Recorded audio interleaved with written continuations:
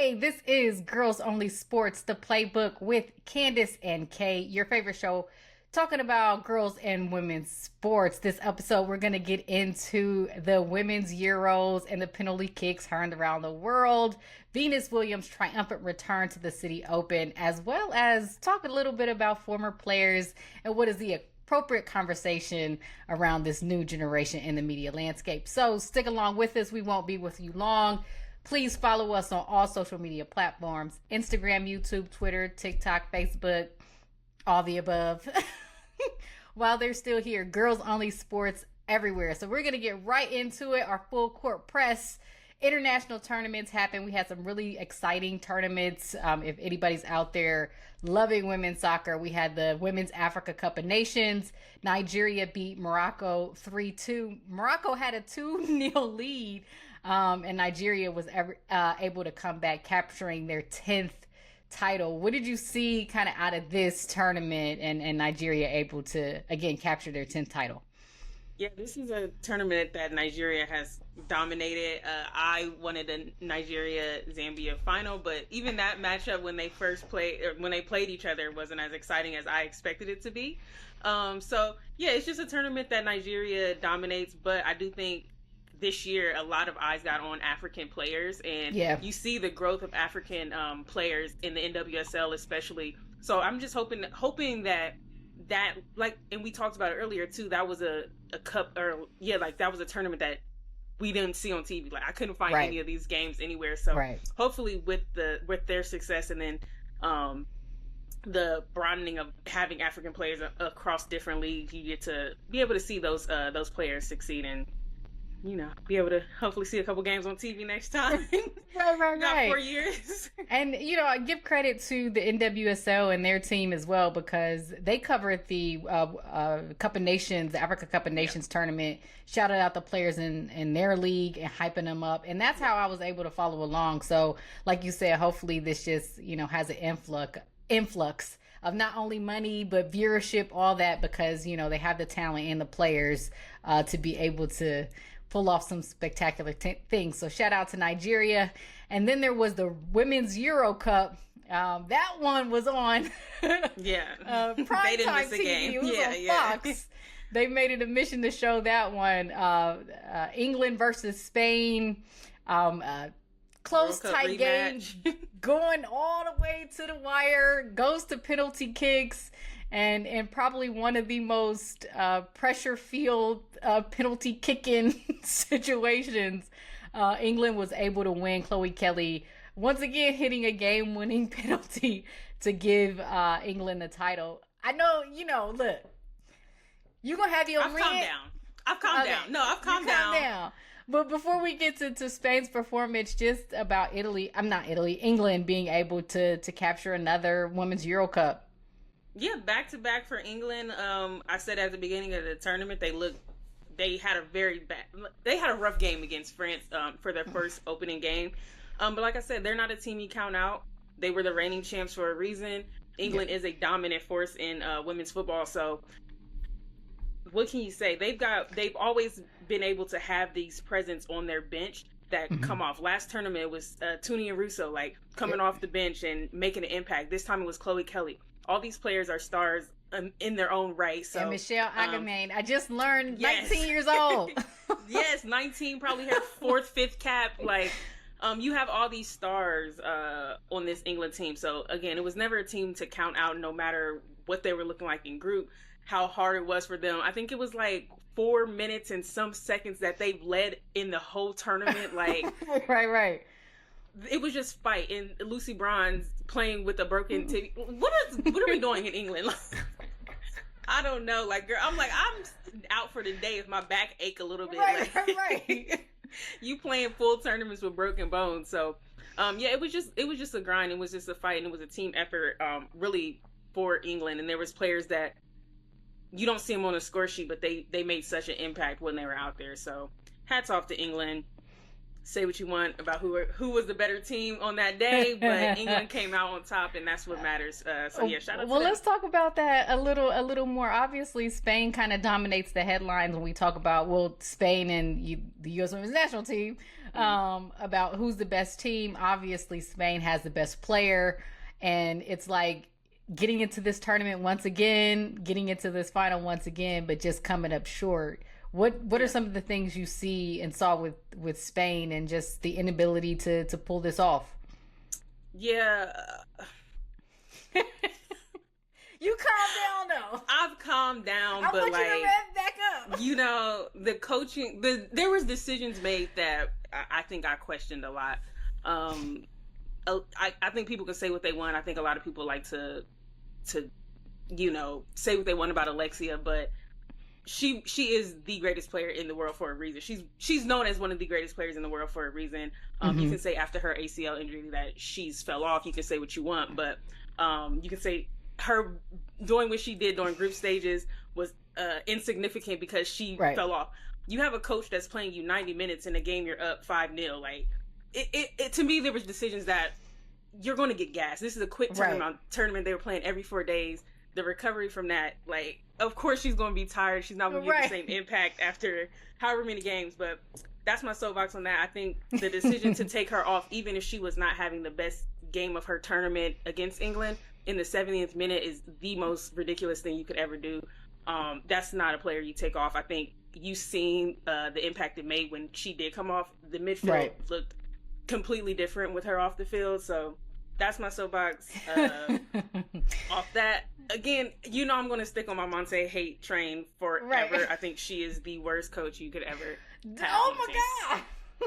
No, like, genuinely, like, I don't like that lady, and I'm going to stick by it. I don't care, and anybody can hear that one. That lady, that's bad.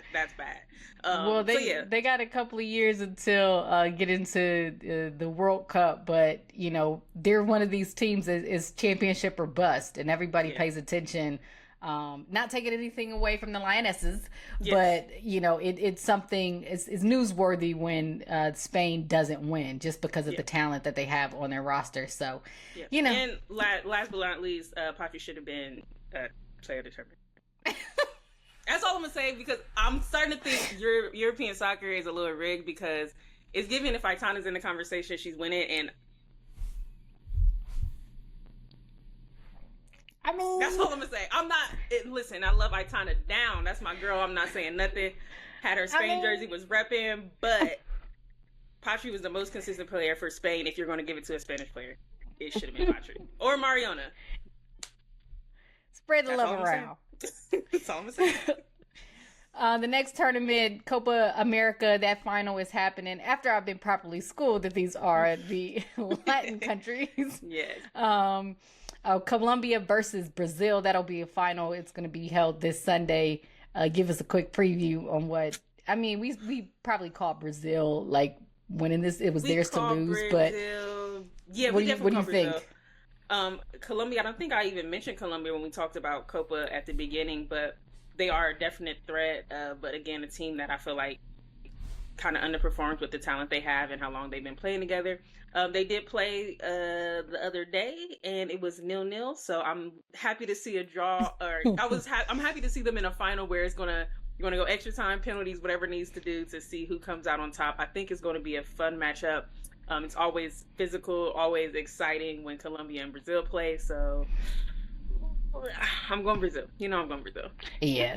I think most people are too. It's another opportunity to see Marta play on the women's national team while we can, and see if they were able to pull off that final. Again, that takes it.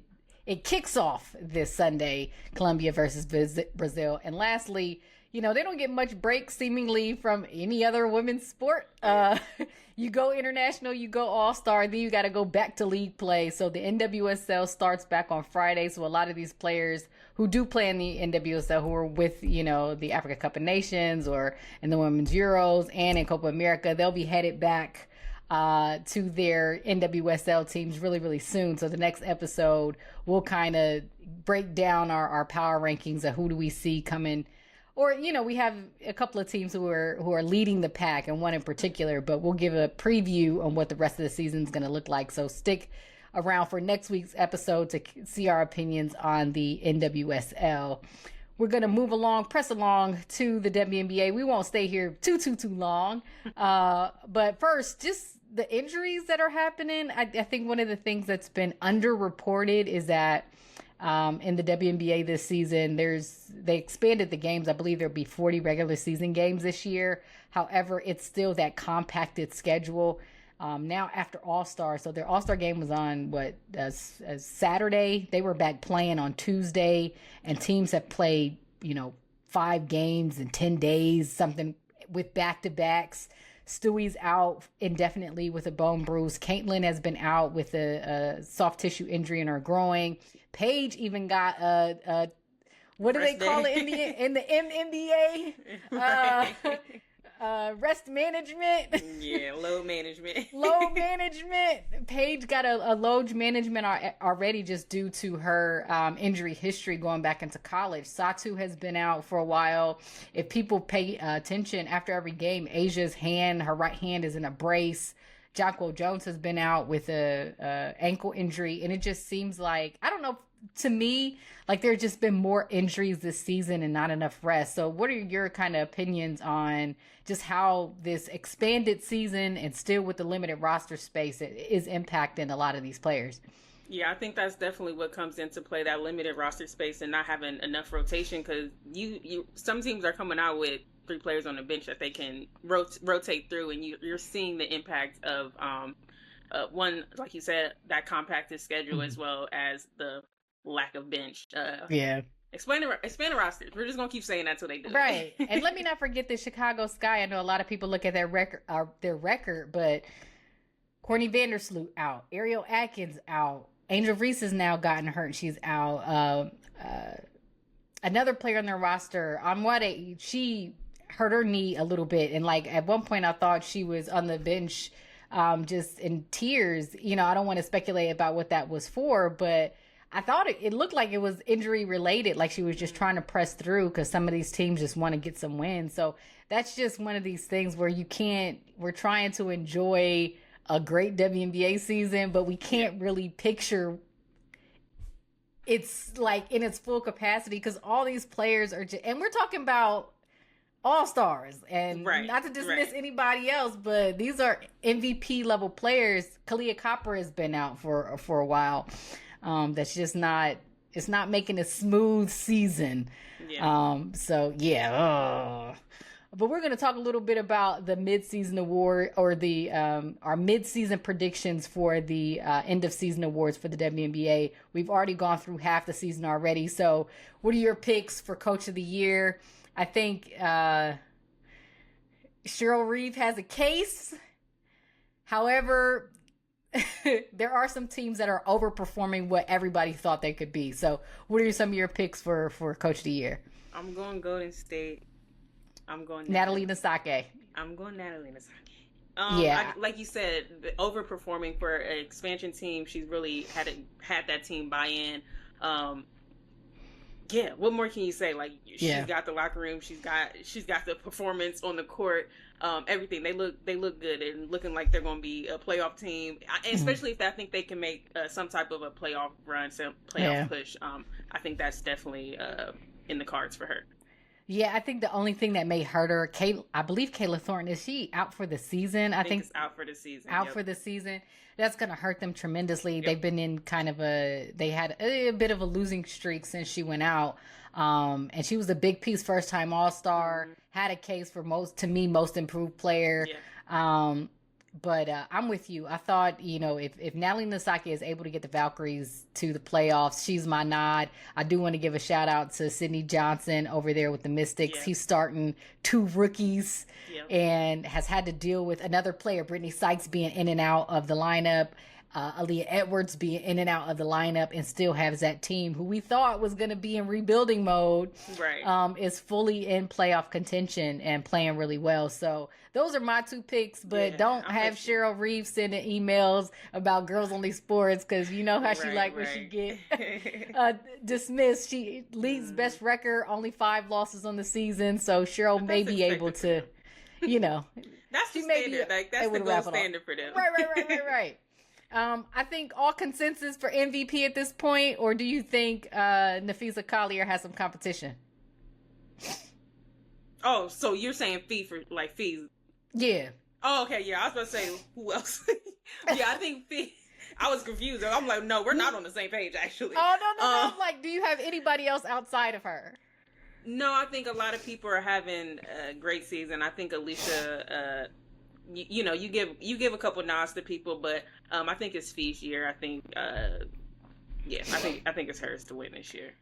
I think it's Fees too. I did think if Alyssa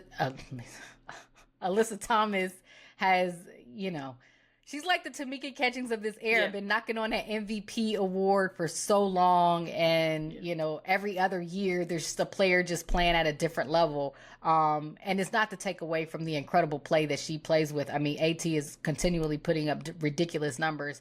I think if Phoenix could challenge for a top 2 seed, maybe they could be a push for AT. I think if Atlanta could push for a top 2 seed, maybe you can push Alicia Gray.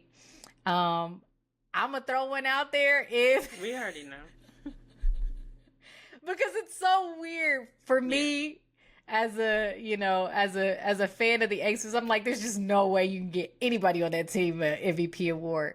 Yeah. But in the off chance that Asia's able to drag this team in the 4th place, I think she would have a case. Because when you break the numbers down, this is her down year, and she's just a couple points away in terms of points, rebounds, all that stuff that Fee is putting up. But I think it's Fee. She's just playing on a really efficient level. She's the best player on the best team, and she is the most valuable player on that team. Without her, I don't think they'll have a 21-5 or 22-5 record. So I'll go with Fee. It's hers to lose. Let's run through these. Defensive Player of the Year.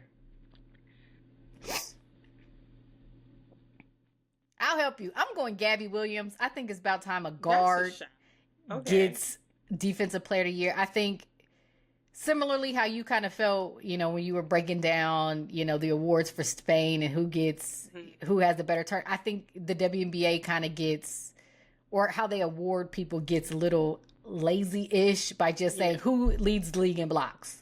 And whoever does that, and that's not, listen, for 2 years in a row, Asia had anchored the league's best defense. Same thing with Nafisa Collier last year. And I get defensive win shares and things like that.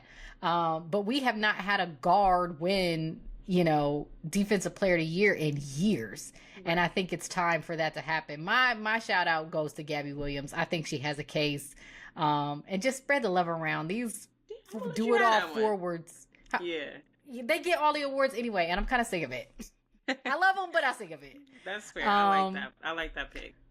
A Rookie of the Year, unanimous? Paige Beckers? I think it's a unanimous, but I think some other people, deserve. I think Sonia Central may steal a couple votes. I think Sonia's going to steal a couple votes, but I think it's Paige's. Paige's good numbers. That's looking like Paige's team. That's all I'm gonna say. Oh, for sure. Like the rookie is leading that team, and I think it's clear. I think they're a better team with her. So, I think it's hers to lose. Yep. Most improved player. Improved. Couldn't tell you. Like you said, I think Kayla Thornton would deserve a nod. If I don't think now that she's gone out with the injury, I don't know if you. Mm-hmm. But who else would you put in the conversation of a most improved right now? So Kayla Thornton would be. I would give a nod to Kayla Thornton. I would give a nod to Angel Reese. I think she's playing after a very slow start. She's playing exceptionally well. I think she's playing 2-3 times better than she did last year. I think Azrae Stevens on the Sparks. Yeah. I think what hurts them is just their overall team's record. Yeah.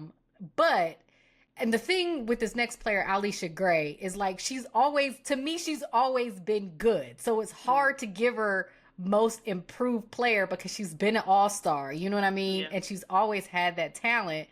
And it's like, how can you give a player like that most improved when everybody see what she can do? But I think she's solidly put herself into MVP conversations. Yeah. I wouldn't be mad if Alicia Gray was given the nod for most improved player as well. I think she did take her game up a next level where she's actually now competing, or you can honestly say that is her team down there in Atlanta while Ron Howard is out. So I wouldn't be mad if Alicia Gray got the nod for most improved player. I think her most improved, winning most improved is like when they didn't give what's her name MVP and they gave her defensive player of the year. The consolation prize. That's the consolation prize. Like you said, I do think she has taken her game up to a next level. But like you said, she's been an all-star. Alicia Gray's been somebody that makes an impact. I just think, like you said, took it up another level, and she do deserve something because she's putting on quite the performance. But yeah, that's the equivalent. Be careful about slighting them South Carolina players. They take that stuff serious. Oh no, that's not a slight at all. I'm just saying. I think the MVP nod is deserved as well. That's all I'm saying. Facts. And lastly, sixth man of the year. So for me with sixth man, I'm like, who is that player that's coming off the bench that gets your team rolling? And, you know, I think one thing about, let me just say the players. There's Kennedy Berg from the New York Liberty. There's Jessica Shepard from the Minnesota Lynx.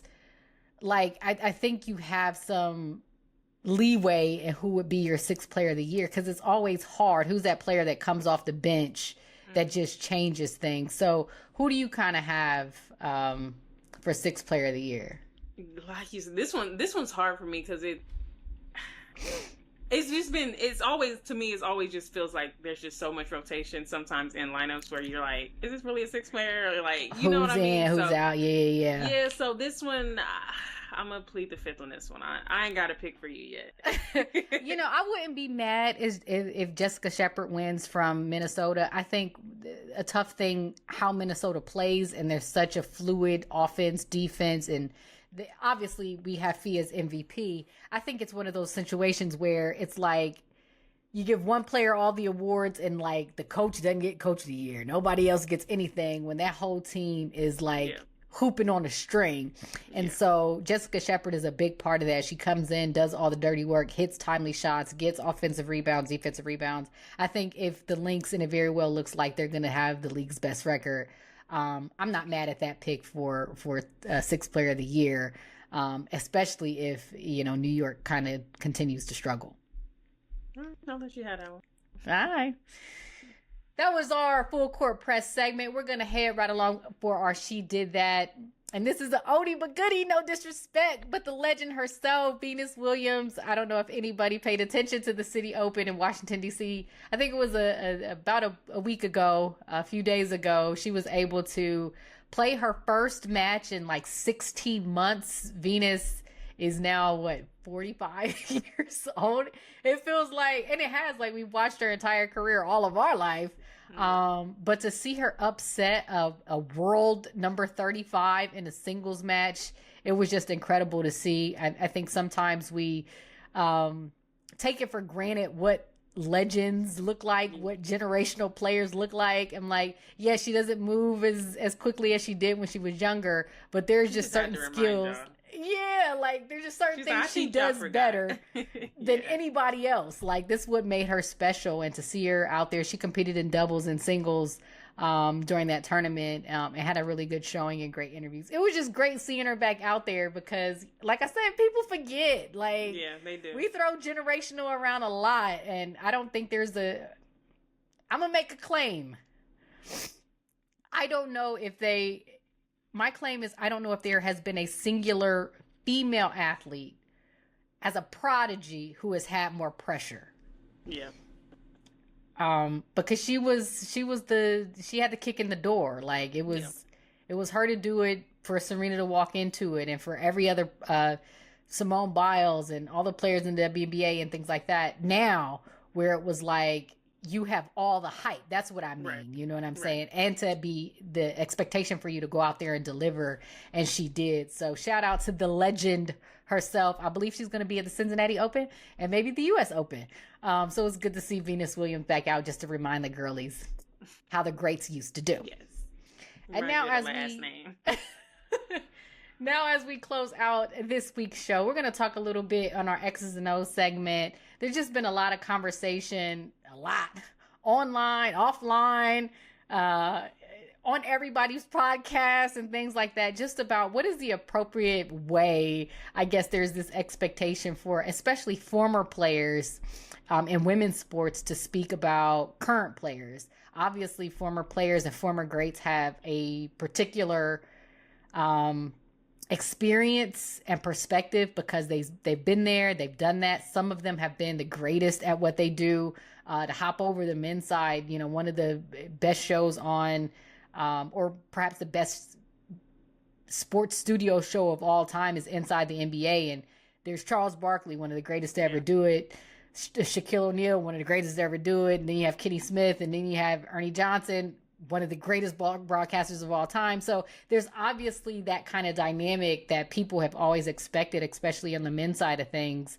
But as women's sports continues to grow, there seems to be increasing conversation on how former players, especially now that they're getting on podcasts and doing interviews and being asked to comment on larger spaces and places, what is the appropriate way for them to kind of address current players and current actions, whether it be all sports related, because a lot of them don't hit on anything outside of the basketball court or the field or anything like that. But what is kind of your perspective? I know for me at least, there are some times when former players, you listen to them, you kind of bristle at their perspective. I'm like, I don't necessarily agree, but you're one of the best players to ever do it. So what am I going to say?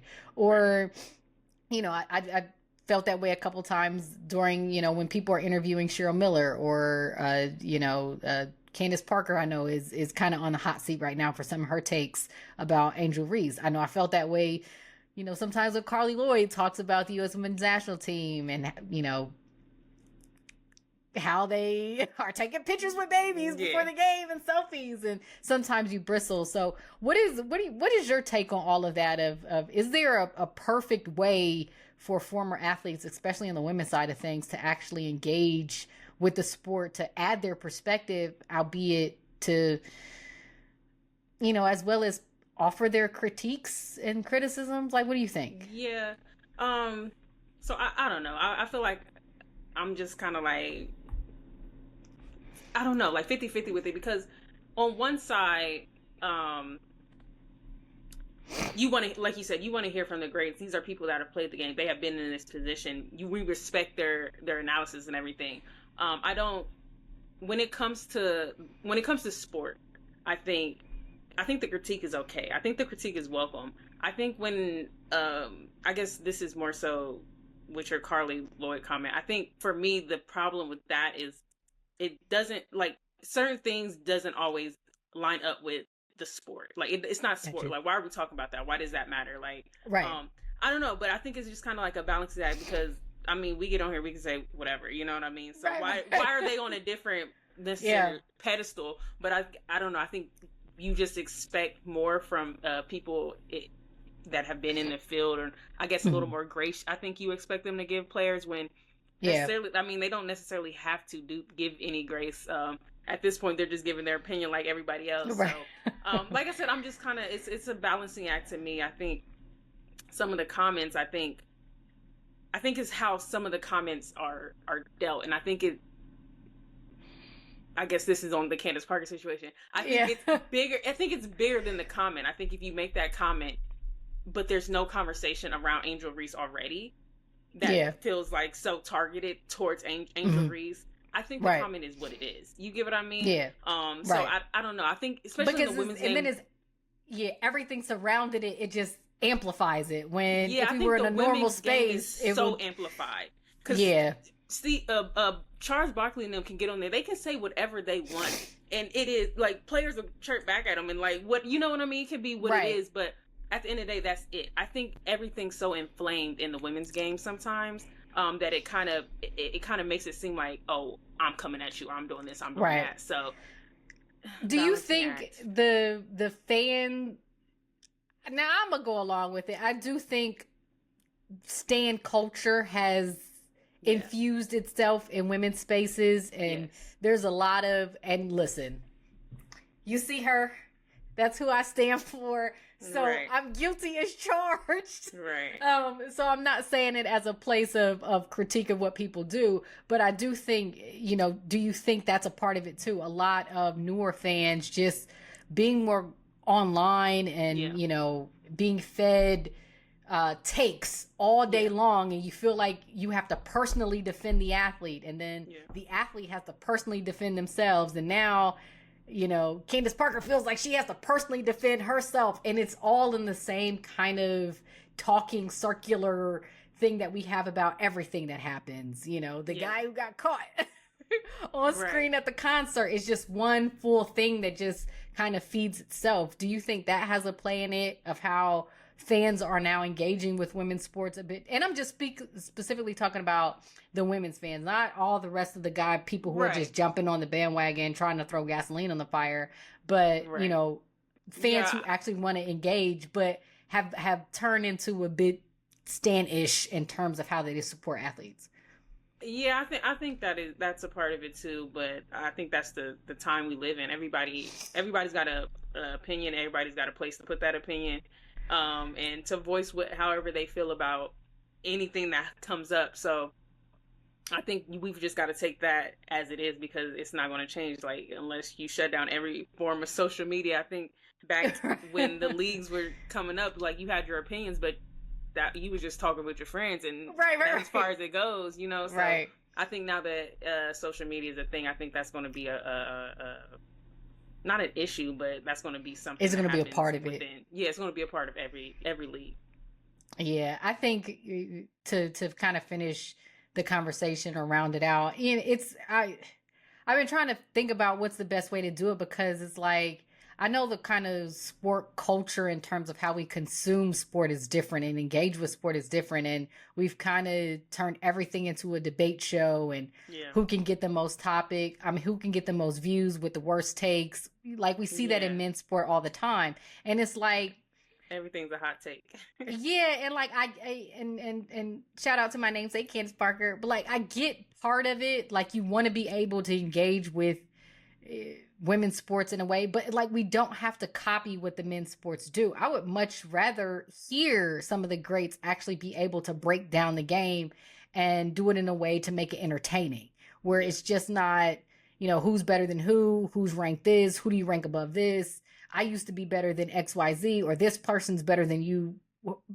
This person's currently better than you, or breaking all of your records. Like it kind of lowers the conversation on what it should be about, and is analyzing the game. Is like, let's break down how Stewie and Fee and Asia and AT's games, or how their careers have panned out over the last 5 years, where they're solidly the best players in the league, and let's break them down and get more into their processes. But I think we miss out on a lot of those conversations just due to the fact that it's say the take, say whatever to get it moving in motion, and then hot take it to death. You know what I mean?